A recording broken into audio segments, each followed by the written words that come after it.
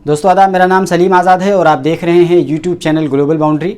जैसा कि आपको सोशल मीडिया के माध्यम से अब तक खबर लग चुकी होगी कि उत्तर प्रदेश की ATS की टीम ने मौलाना कलीम सिद्दीकी जो मारूफ आलिम दीन हैं उनको गिरफ्तार कर लिया है। बीते 21 सितंबर मंगलवार रात लगभग 9 बजे के करीब उन्हें मेरठ से गिरफ्तार किया गया है। यूपी ATS का ये दावा है कि मौलाना कलीम सिद्दीकी जबरन धर्मांतरण करवाया करते थे। इस सिलसिले में यूपी ATS ने 3 पन्नों का एक प्रेस रिपोर्ट जारी किया है जिसमें तमाम डिटेल्स बताई गई हैं कि किस आधार पर मौलाना कलीम सिद्दीकी को गिरफ्तार किया गया है। 3 पन्नों की इस प्रेस रिलीज की शुरुआत में सबसे पहले उमर गौतम साहब का तस्करा किया गया है और उसमें यह बताया गया है कि उमर गौतम साहब को 20 जून को क्यों गिरफ्तार किया गया था। मैं तो उमर गौतम साहब कह रहा हूं, लेकिन उसमें बहुत आपत्तिजनक शब्द लिखे हुए हैं।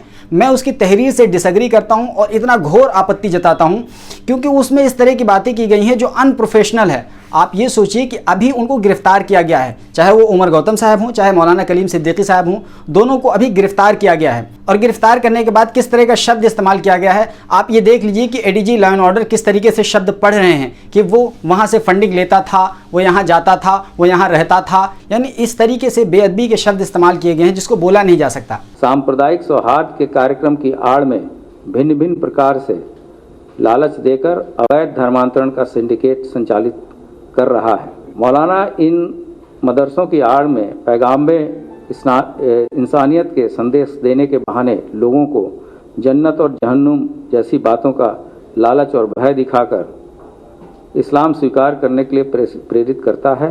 मौलाना कलीम सिद्दीकी के ताल्लुक से उस प्रेस नोट में किस तरह की बात लिखी गई है, इसमें लिखा गया है कि विवेचना के दौरान प्राप्त आसूचना की जांच के दौरान ऐसे तथ्य प्रकाश में आए कि मौलाना कलीम सिद्दीकी पुत्र स्वर्गीय हाजी अमीन निवासी फूलत मुजफ्फरनगर जो अधिकांशतः दिल्ली में निवास करता है। ये शरीफाना और सभ्य भाषा इसलिए नहीं कही जा सकती क्योंकि अभी उन्हें गिरफ्तार किया गया है, उनके ऊपर कोई इल्ज़ाम साबित नहीं हुआ है। बहरहाल आगे लिखा है अवैध धर्मांतरण के कार्य में लिप्त है और अभिन्न प्रकार की शैक्षणिक, सामाजिक व धार्मिक संस्थाओं की आड़ में अवैध धर्मांतरण का कार्य देशव्यापी स्तर पर किया जा रहा है जिसके लिए विदेशों से भारी मात्रा में फंडिंग की जा रही है और इस अवैध धन का प्रयोग कर वृद्ध स्तर पर तेजी से धर्मांतरण कराया जा रहा है जो सुनियोजित तरीके से संगठनात्मक रूप से किया जा रहा है जिसमें देश के कई नामी लोग व संस्थाएं शामिल हैं। ये भी तथ्य प्रमाणित हुआ है कि ये भारत का सबसे बड़ा धर्मांतरण सिंडिकेट संचालित करता है और गैर मुस्लिमों को गुमराह कर भयाक्रांत कर उन्हें धर्मांतरित करता है और फिर उन्हें भी दावा के कार्य के लिए तैयार करता है।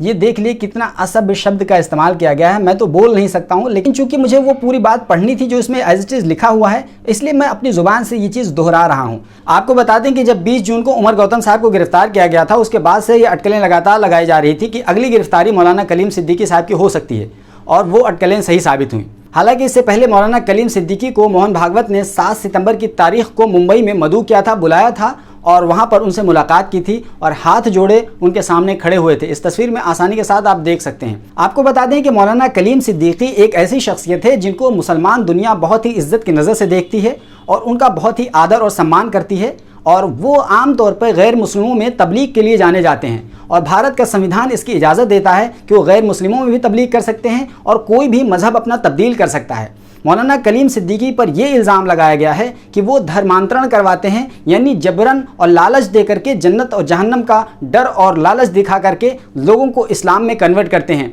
हालांकि मौलाना कलीम सिद्दीकी का हमेशा से ये मानना रहा है कि वही लोग इस्लाम में आते हैं जो इस्लाम को पसंद करते हैं और जिनको इस्लाम धर्म अच्छा लगता है। लेकिन चूंकि यूपी ATS ने यह इल्ज़ाम लगाया है कि वो जबरन और लालच देकर के धर्म परिवर्तन कराते हैं तो कोर्ट में यूपी ATS को यह साबित करना पड़ेगा। आपको बता दें कि यूपी ATS यानी सरकारी वकील के खिलाफ जो मौलाना कलीम सिद्दीकी की तरफ से वकील केस लड़ेंगे उनका नाम है अबू बकर सब्बाक। अबू बकर सब्बाक मौलाना की तरफ से उनका केस लड़ेंगे। बहरहाल ये केस चलता रहेगा। ATS को ये प्रूफ करना होगा जो इल्जामात लगाए गए हैं मौलाना कलीम सिद्दीकी की तरफ से अबू बकर सब्बाक उसका दिफा करेंगे। लेकिन फिलहाल बयानबाजियों का दौर शुरू हो गया है। समाजवादी पार्टी के लीडर शफीकुर रहमान बर्क ने कहा है कि आने वाले 2022 के चुनाव के मद्देनजर ये सब कुछ किया जा रहा है। और इसके अलावा अगर बात करें तो अमानतुल्लाह खान जो आम आदमी पार्टी के विधायक हैं उन्होंने इस सिलसिले में एक ट्वीट किया है। उत्तर प्रदेश में चुनाव से पहले अब मशहूर इस्लामिक स्कॉलर मौलाना कलीम सिद्दीकी साहब को गिरफ्तार किया गया है।